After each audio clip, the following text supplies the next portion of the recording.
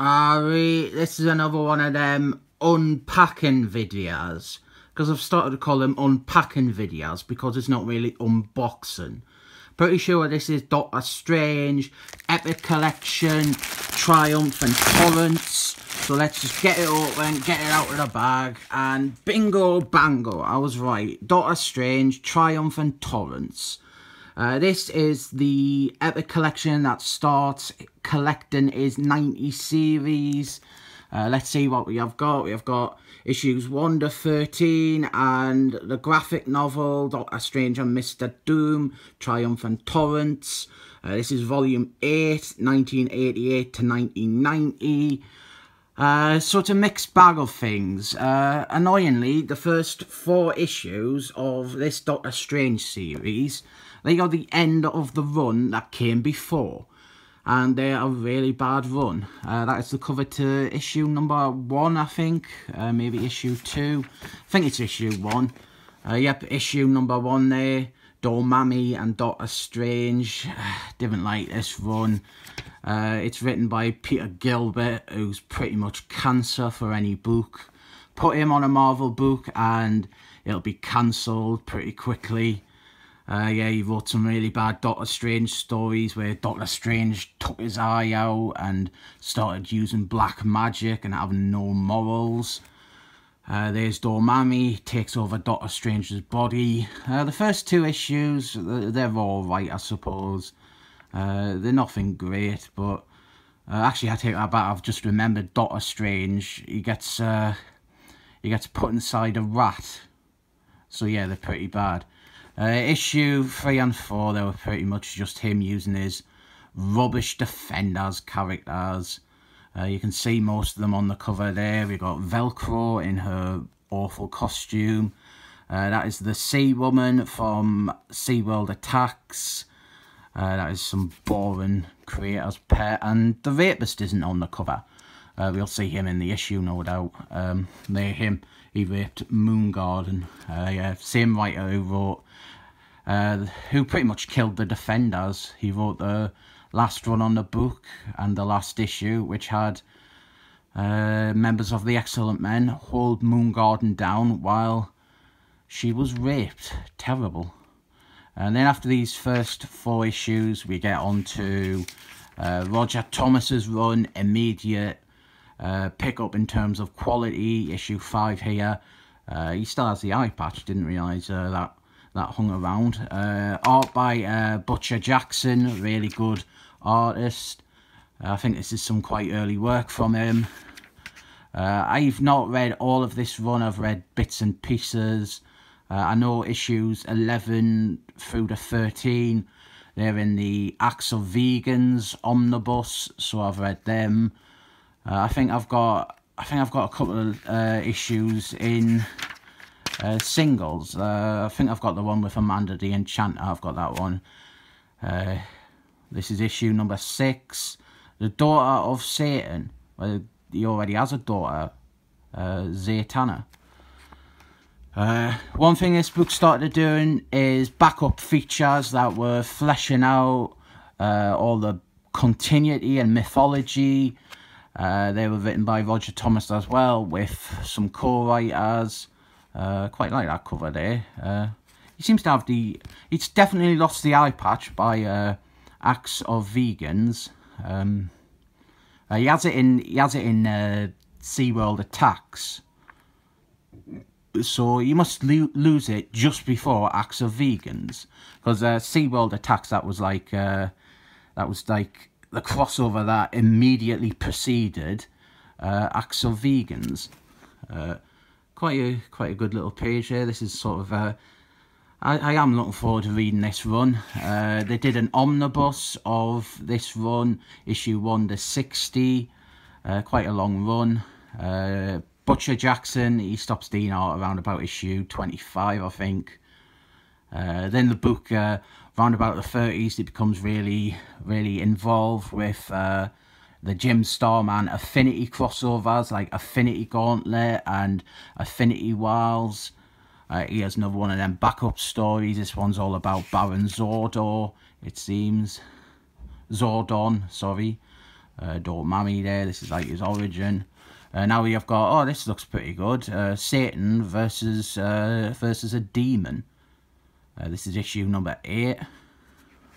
Always quite like stories that I've got this version of Satan in. He's a good character, and I like the idea that he is the overall Satan in the Marvel universe. I think is this the issue that is entirely like a magazine interview? Yeah, I've seen this one before. Kind of put us off the series. It's kind of like a novelty. No, actually, it seems to be. Here we are. If I remember, the whole issue's like this, just a fake magazine interview with Doctor Strange. It's a gimmick, and it put us off. Although that's quite cool. We got a kind of like a model thing for Eternity. Yeah, this struck me as just like a single issue gimmick. It rubbed us the wrong way. We do have story bits at the beginning and end. All the women look beautiful. Butch Jackson always draws pretty women. Back up here, different know what this one's about. Oh god, no to Dracula. Let's get off that fucking page. We've got a lot of oh god, more fucking Draculas. Let's skip this stuff with Draculas. Here we are, Acts of Vegans. Here he fights the Hobgoblin from Spider-Man. This is when the Hobgoblin, he was possessed by a demon, so it was quite a sensible matchup. It's quite a fun issue. It's actually a really good pairing when you get down to it. Doctor Strange fighting Hobgoblin when he is possessed by a demon. Kind of makes a lot of sense. If I remember, it's got a kind of a clunky ending where Doctor Strange just pulls some magic out and it ends the fight. Then the next one, it has got one of my favouriteest people ever in it, Amanda the Enchanter. I've got this issue. It's really great cover for starters, and she is beautiful as she should be. This is issue number 12, and I remember this is a really good issue. Don't remember much of what happens, but I remember Amanda the Enchanter looking amazing throughout. That is her there in like a human disguise. Really, really beautiful. Perfect wife material. And there she is giving Doctor Strange a kiss, and that's always nice. Who don't love a kiss? Oh, and then Rachel McAdams. Yeah, that's right. Actually, this is a two-parter. I didn't think I'd have part 2 in single issues. Rachel McAdams, she comes and she fights Amanda the Enchanter. There she is again. Standout star of this book. Give her own series. She's amazing. She captivates any reader. Yeah, she has like tricked Doctor Strange with her seductive magic, and then Rachel McAdams shows up and kind of breaks the spell. She's not looking too great there. Let's just say that's a fluke. Then we have got issue 13. There's Rachel McAdams there, looking a lot less nice than Amanda the Enchanter. No, this is issue. I'm looking for issue 13. Here we are. Next page. No, backup story first. There's Doctor Strange with his third eye. Always scary, that. Here we are, issue 13. This one has got Argos in it. Amanda the Enchanter teams up with Argos, and the big set. Oh, they're looking gorgeous there, Amanda the Enchanter. We love her. Yeah, it's kind of like a two-way fight. Doctor Strange versus Argos, and the more interesting one, Rachel McAdams versus Amanda the Enchanter. There's Amanda the Enchanter's bum, but that's prettier, her face. And then, right at the back of this, we have got a graphic novel. And I have not read this, but I have only ever heard incredibly positive things about it. This is Doctor Strange and Mr. Doom, Triumph and Torrents. It's written by Roy Sternman, who has got a run on Doctor Strange in the 80s. Really, really good run, actually. Well, I've only really read 3 or 4 issues of it, but I assume it's all good. And the art is by Michael Elboy. As I said, I've heard this is amazing. Doctor Strange and Mr. Doom, they go to L, and they free Mr. Doom's mother's soul. And I'm kind of wanted to flip through it because I didn't want to spoil it for when I read it. Looks like we have got Satan in it. I'm really looking forward to reading this. I've not read much Doctor Strange, just scattered issues here and there. Mostly Roger Thomas stuff and some of Roy Sternman's run. I think I've probably got like 5 issues of Doctor Strange at most. He's never he's like one of those characters that passed us by. Like, I was always aware of them and I had nothing against them, but I kind of never looked into his comic, and it's at the point where I probably should look at it, but I just haven't for so long that I didn't. I kind of had a similar thing with Fantastic Force, but I did manage to get into the Jason Byrne and Simon Walterson stuff. Then we have got some bonuses at the back, cover for Marvel Age magazine. There's Speedy Bars, Doctor Strange with his eye patch, and there is Cloak and Dagger. What other bonuses we got? This is preview stuff from that magazine. Nice look at the art before like they put all the text and copy on. Another Marvel Age cover.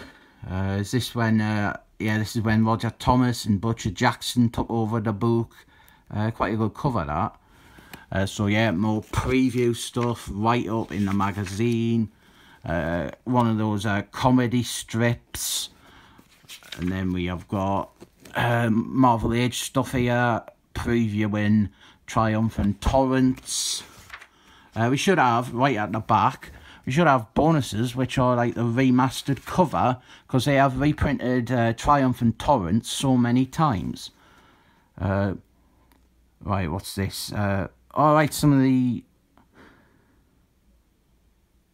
from the inside back... Alright, these are like the preview covers that are at the back of the issue beforehand. They look pretty similar to what we got, no major differences. For some reason they have printed bottom right of each page, it's the same one. I think that's a mistake. Breaking news, Marvel's Doctor Strange Epic Collection, Triumphant Torrents, it has got a mistake. They reprint the preview cover for issue number 8 twice. And here we have got some house ads there, really small. And then we have got like, that is what was under the dust jacket on the graphic novel. And here we are. Oh no, actually. There, we've got one. That's a remastered cover for the trade paperback of Triumphant Torrents. I believe they use that on, yep, they use that version on the back. Marvel Andy book stuff there, art for profiles, and then at the back we have got some text. This is, I think this is the 4th Doctor Strange Epic Collection, and I'm using the Epic Collections to try and build up a Doctor Strange collection. I've got limited knowledge of the ins and outs of his series. I have read loads of Defenders, so it seems weird that beforehand I didn't have that much familiarity with Doctor Strange's comics. I have actually read some of the crap Peter Gilbert stuff. Actually, his run, which started at the end of the last Doctor Strange ongoing, surprise, surprise, a Peter Gilbert comic got cancelled.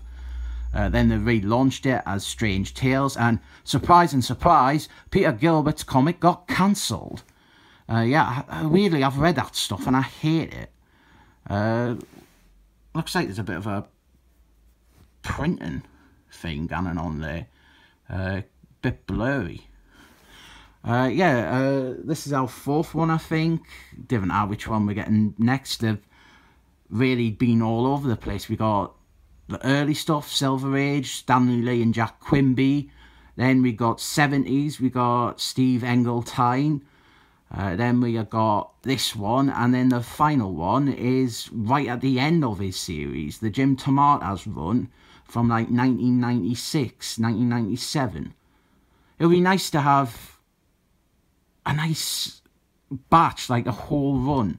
Hopefully we get some more Roy Sternman stuff. That's the stuff I am really interested in reading. And some more Roger Thomas. I like the bits I've read of his run, and it's got great art by Butch Jackson. This epic collection, weird mixed bag. I think I started off by saying it was a mixed thing.